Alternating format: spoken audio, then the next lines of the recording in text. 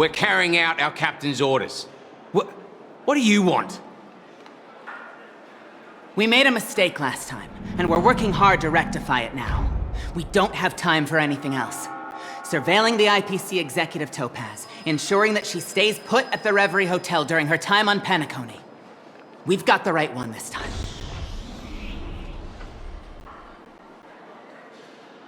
So that's it. They were the pair who were after Firefly at the time.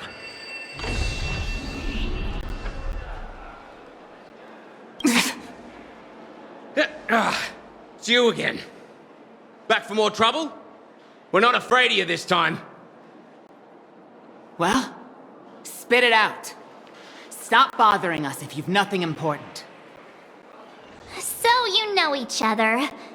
Why do you keep running into people you've beaten up before?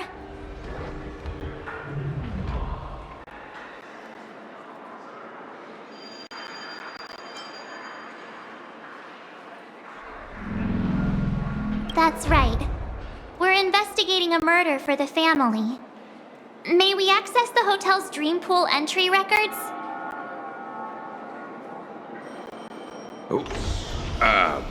Well... Hey! The security officer instructed everyone to shut their traps before he returned from Dream's Edge. What murder? You'd better stop spouting nonsense. Yeah, that's right. We have nothing to report. Please leave. Looks like they're not going to cooperate. But they did at least tell us that the captain is at Dream's Edge.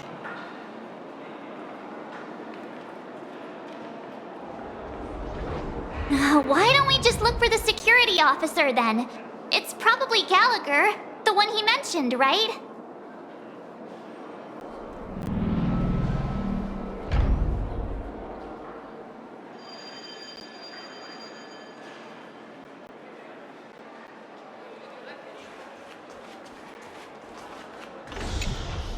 How does it feel to be in business with Aventurine?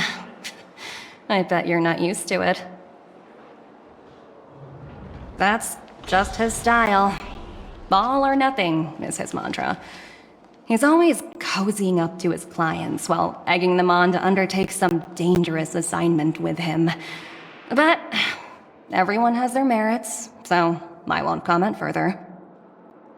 But Aventurine's luck has always been good. He's always closed all his cases without a hitch, and basically never lost a gamble. Which is why, on the issue of retaking Penacony, I'm watching with keen interest.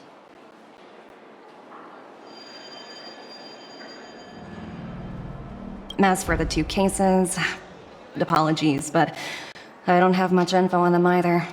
All I can do is ask you to keep digging for more details.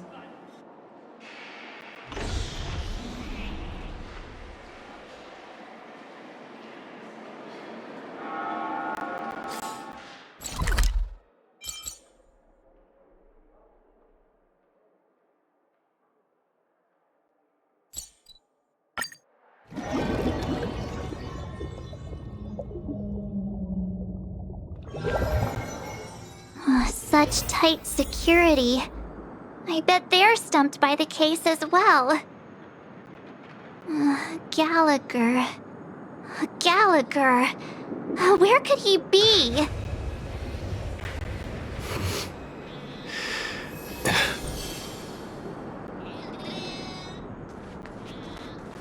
Constructing dreams is something sacred, reflective. Just as I thought. Apologies. The Bloodhound family is running an investigation up ahead.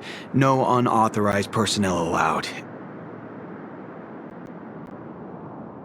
Hold on a minute. I think I've seen you before. The gray-haired one. How much trouble have you stirred up exactly on Penacony?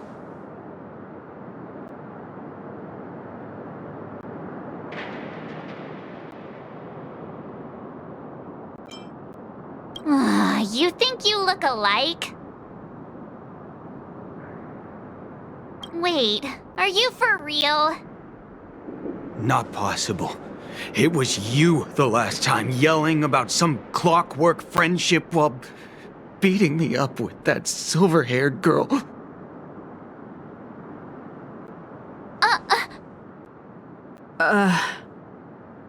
I'm not letting you get by this time. Please leave, or I'll have to get on my knees and beg you. Huh? What kind of heinous crime have you committed now? Hold on, sir. We have documents authorized by the family that would aid your investigation. If it wouldn't trouble you, could we see this, Mr. Gallagher? Who exactly is this Gallagher you keep talking about? There's been a few people mentioning this name. Even the one with the gray hair. He didn't send you all here? It was the security officer who dispatched us. That's all I can divulge. He'll do! He's the one we've been looking for! Sorry, no can do. The boss said that since it's a matter of the family's reputation, no one's allowed through. Everyone, please leave. There's really no need for us to make things difficult for each other, right? We're really sorry for troubling you. Let's think of another way.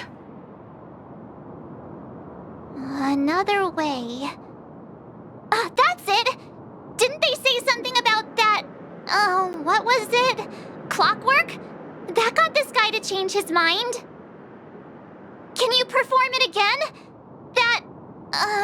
clocky magic.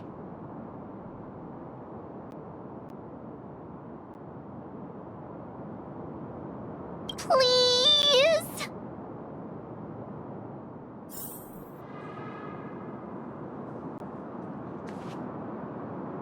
Sorry, no can do. The boss said that since it's a matter of the family's reputation, no one's allowed through. Everyone, please leave. There's really no need for us to make things difficult for each other, right?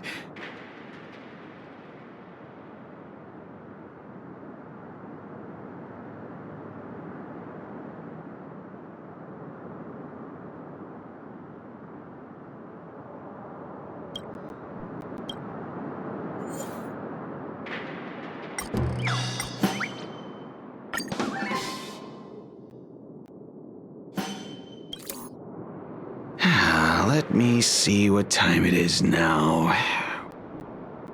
Whoa! It's this time already! What? Time to clock out! And no one's gonna stop me.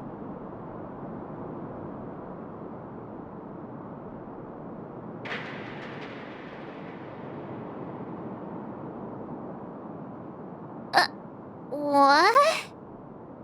Huh? This clockwork trick of yours, it's kinda dangerous. At least he won't be getting in our way again. Let's go find that Gallagher and ask him the intricacies of the case.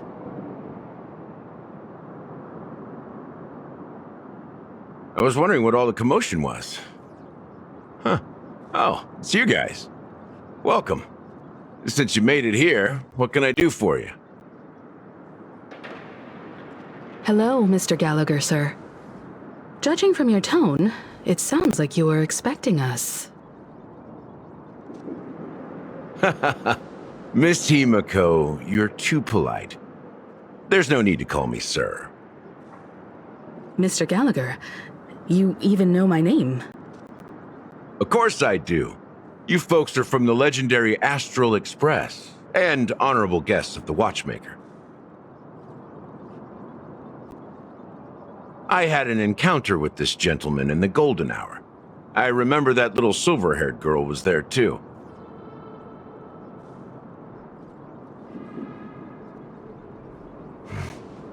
I'm sorry for what happened to that kid.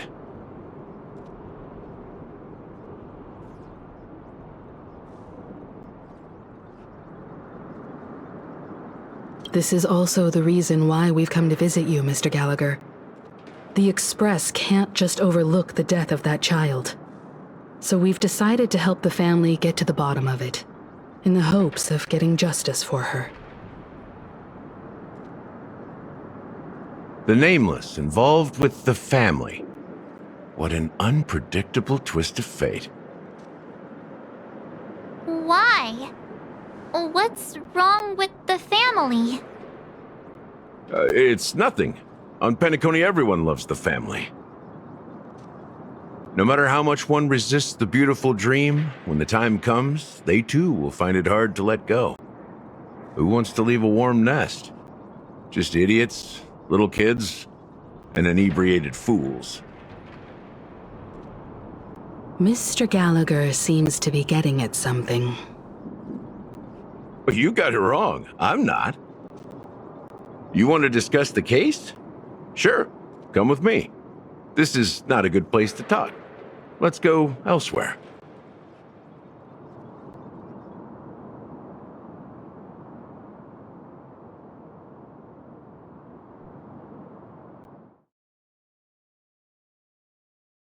Even after that chilling tragedy, this dream is still running effortlessly. Other than the family of the Harmony, it's hard to imagine any other power in the universe that could sustain a building of such magnitude. The family itself is a huge, perfect building, like a living idol. Each member of the family sees themselves as a piece of the divine puzzle, revolving around a singular core and a shared ideal. Under their command, they loyally fulfill their roles, offering themselves while also receiving sustenance in return. Interesting analogy. Perhaps that's why Penacony's beautiful dream has persisted for so long. But the human body has its limits, and so does the divine's. That doesn't sound like the kind of comment a Galaxy Ranger would make. Just pointing out the facts. Mr. Yang will definitely have a better sense of what's going on than I do. Why do you say that, Miss Acheron? The beautiful dream is crumbling. But not because of a particular eon, a particular faction, or a particular visitor. Its collapse stems from a certain inevitability of human nature. The family refuses to acknowledge this, and it has ultimately backfired and become a catalyst. As people immerse their souls in the dreamscape, where consequences and pain cease to exist, and only ease and pleasure prevail, they draw closer and closer to necrosis. Regardless of the perceived bliss, death looms as the inevitable conclusion. Also, this necrosis will diffuse and spread. One piece of the puzzle's mutation will eventually cause the entire building to shake, break, and crumble. In the end, the dreams that people built in the name of freedom became the cage that imprisoned them. I'm sure you've gained a lot from this trip, Miss Acheron. Are you willing to share your findings with me? Of course. That's if I remember.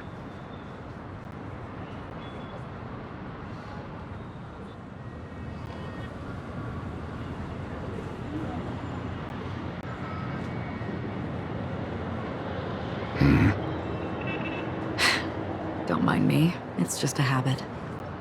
Owing to events in the past, I've become easily forgetful. It's only when this sword is unsheathed that those hazy memories start to become clearer. Take your time. That should do it. I vividly remember everything that occurred on Penacony. Ask away.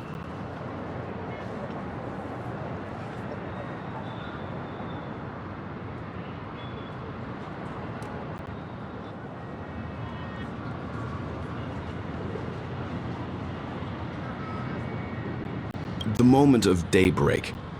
I've heard that's where the Dawn Factory, which processes the foundation of the dreamscape, is located.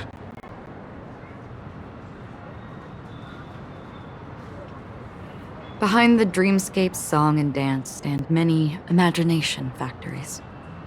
Workers create all kinds of whimsical works day in and day out in their dreams. Then they return to reality and sleep on a narrow bed in a room.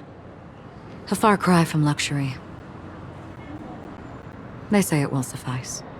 Experiencing the bizarre and motley dreamscape is the best reward. There I encountered a young woman who had just come of age. The perfect time to indulge in beautiful dreams. Her greatest wish was to one day move to the golden hour and see the magnificent garments she had woven with her own hands. For certain reasons, her wish was difficult to fulfill. But I managed to bring her a garment.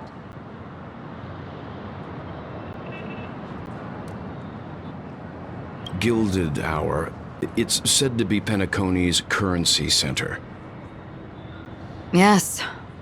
It is a fortress-like financial city, the economic heart of the dreamscape. The Pepeshi people of the Alfalfa family are there to keep it running, sending blood that is made from money everywhere on Penacony. Everyone there is exquisitely dressed and always in a hurry. The greatest wish of the local Pepeshi people is for their future generations to work in the Gilded Hour. I've never met anyone who is willing to talk. I could only stand at the crossroads, watching crowds of people hurrying like the wind through the jungle of steel, only to deposit the alfalfa credits that they'd earned into the bank's vault.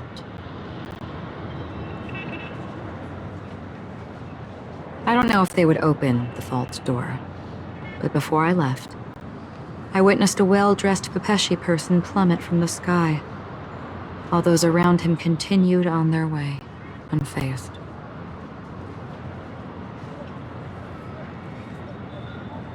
I hear the Blue Hour is very romantic. Do you have any tales to share? Perhaps Mr. Yang has heard. There is a large boat called the Eventide, anchored along the Sea of Dreams, where soft music and dancing persist endlessly every night. I ran into a wizened lady there. She was at the dock, waiting for her long-departed lover to return, waiting for countless hours within time that stood still.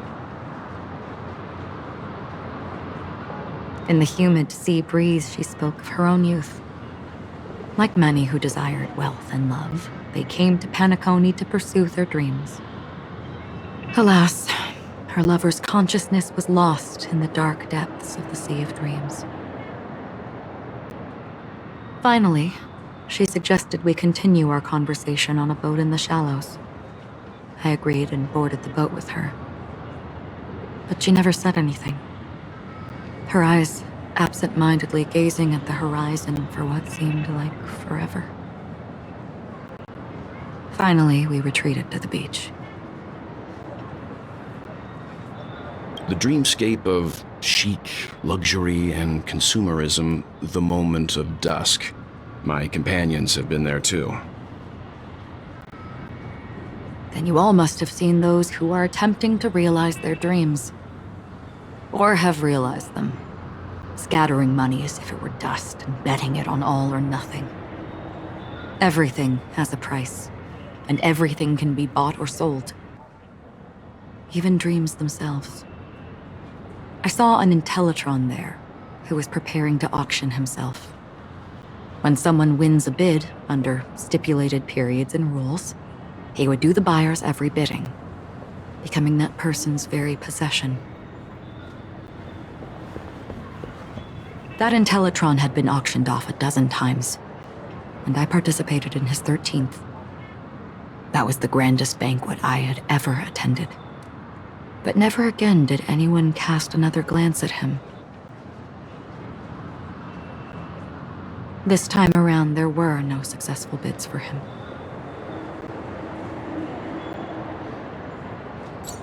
This is what I've seen and heard along the way.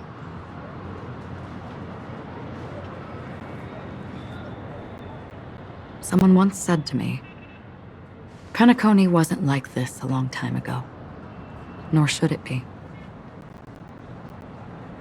I've traveled through the reality and dreamscape of the planet of festivities, watched the tides of night rise and fall when time stopped for people, where the spirits of the rich and impoverished remain forever fixed on their own scales. This is why I think the collapse of the beautiful dream is inevitable. There might be a way to change everything. Perhaps. But if this is indeed the world that people desire, if this is precisely why life chooses to slumber, should we still seek to change it?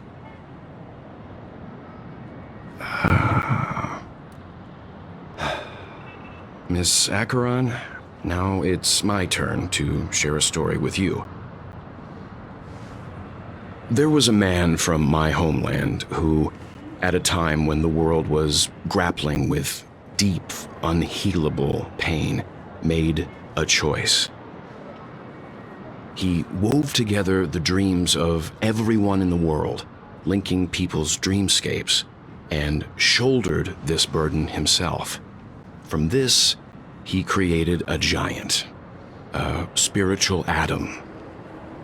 And since that moment, the giant stood between heaven and earth, becoming the pillar of the world's existence. As a price, those who found it hard to move forward, who could not advance, forever lost their future. They slumbered in a dream, devoid of disaster and pain, living out their days peacefully in the man's created utopia. And it is because of the wishes of those people who wished not to awaken that this spiritual atom became unbreakable. And yet, you stand here right now, which also means that man failed. Because people must always move towards the future. Even if human weaknesses make them pause when they truly cannot move forward, humanity will eventually seek a way to save itself.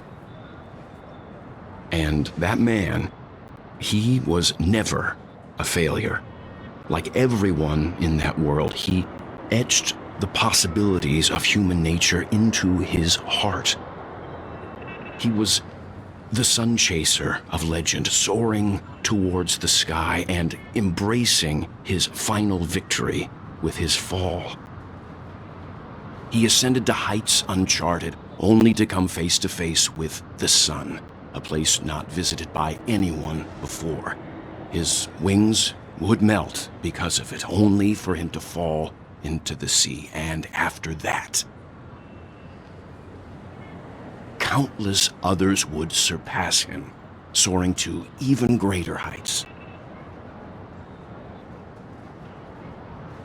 A fitting metaphor for the Nameless's trailblazing spirit.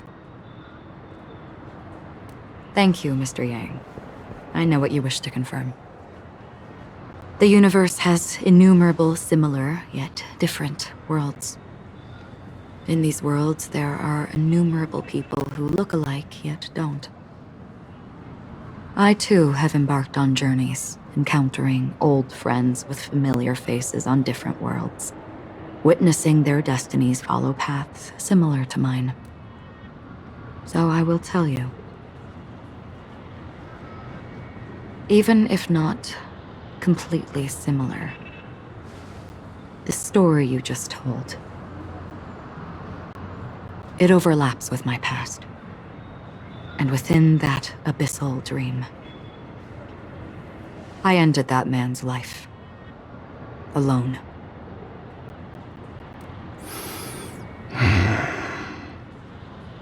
I am not who you think I am. Nor will my home be as fortunate as your world. I am sorry. It's fine. I don't mind. so long as I can alleviate your suspicions. There's something I still wish to know, Miss Acheron. Under that representation of the hunt, exactly what sort of power is it that has motivated your solitary journey thus far? Mr. Yang, before answering that question, I wish to continue the previous topic.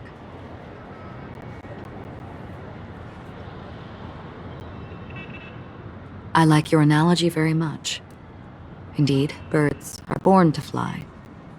But in a distant past, their ancestors could only gaze at the sky in envy. They saw that faraway ray of light from above the heavens, piercing through the clouds and blanketing the earth. And so, time and time again, generation after generation, the birds spread their wings and took to the sky, attempting to touch its ceiling, all because the sun was there. Then, what if the last bird finally soars into the sky, only to realize that the end of the light is not the sun, but darkness?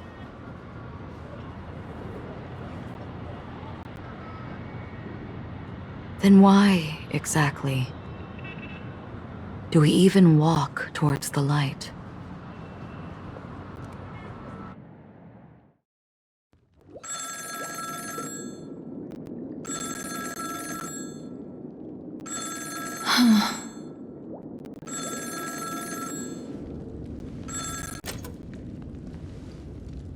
Long time no see. Having fun on Penacony? Acheron? This voice, it's not Constance. Could it be her companion? Though I don't know exactly what you are, or what you're up to, my bullets will find you. Until then, you best find a casket store on Penacony and ask the owner to reserve a good quality casket for you, imposter. Imposter? I see. She gave my whereabouts to someone who's tracking Acheron too. Who are you? Huh? Did I make a mistake? Who the fudge are you? I'm the Garden of Recollection's memo keeper. Not bad. This is the kind of tough challenge I like. You that imposter's bodyguard?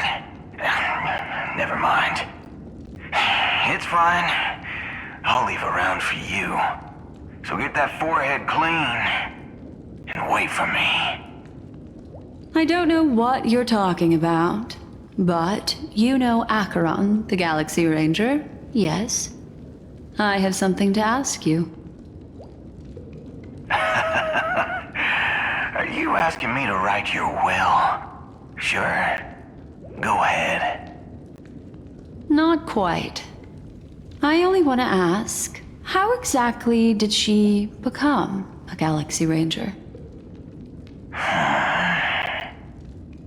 She's clearly not a path strider of the hunt, but you are, aren't you? Tell me, what's Acheron's deal? Sure. Never thought I'd come across an ally. Fudge, what a stroke of luck.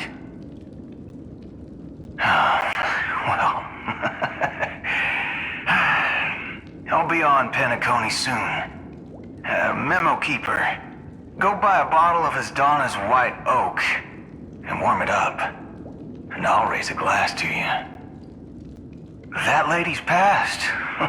Well, nobody knows.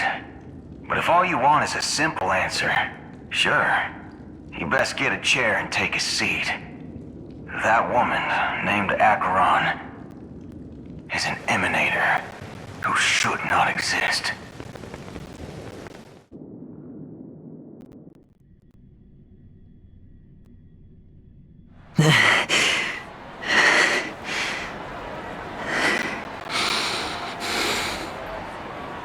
You look pale. Or is that also part of your act? I didn't think you'd have the nerve to show yourself. I thought this was exactly what you wanted. After all, I faithfully fulfilled my duties as you instructed. Just tell me if you can't hold on any longer. So, the genius of the Council of Mundanites wants to be my Undertaker now. What an honor. Yes, and I'm pretty sure the people at the Strategic Investment Department would love to be notified of your death in due time. But let's not forget, you won't be seeing them, because I'm the manager of this task. Great. Then tell your people that Aventurine is ready to go in 17 system hours. Oh, you've got a lot of nerve. How exactly do you plan on completing your task while your hands are tied by the Harmony? My conversation with Sunday convinced me that there's a traitor in the family, and that they hold the secrets of Penacony. So, I took the opportunity to set everything in motion. I even managed to recover the gift money. Things haven't gone this smoothly since I walked through the doors of the Reverie. Now I'm only one step away from victory. Let's just wait and see. Sounds like a very elaborate way of saying that you failed. That's all I can say. Have you forgotten, Doctor? You betrayed me. Go. Do what you must. I look forward to the sight of the IPC fleet surrounding Penacony. You've achieved what you desired, haven't you? That's true, but what's your plan? Did you conceal an orbital support beacon in that gift money bag? Well, who knows? Maybe that's why I'm handing out cash even when I'm about to bite the dust. You are indeed a gambler. An insane one at that. Maybe I am. Who knows? Fine. Here, take this. Open it when you're on your last legs. You'll thank me. What's this? Medical advice?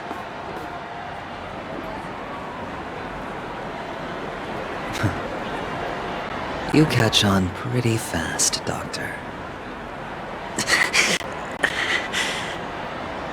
Asking me to solve a case without giving a single clue. How typical of you ring-headed scoundrel.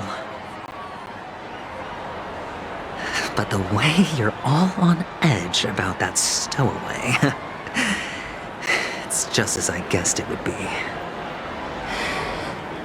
As for now, let the rain of wealth from the IPC fall evenly on everyone.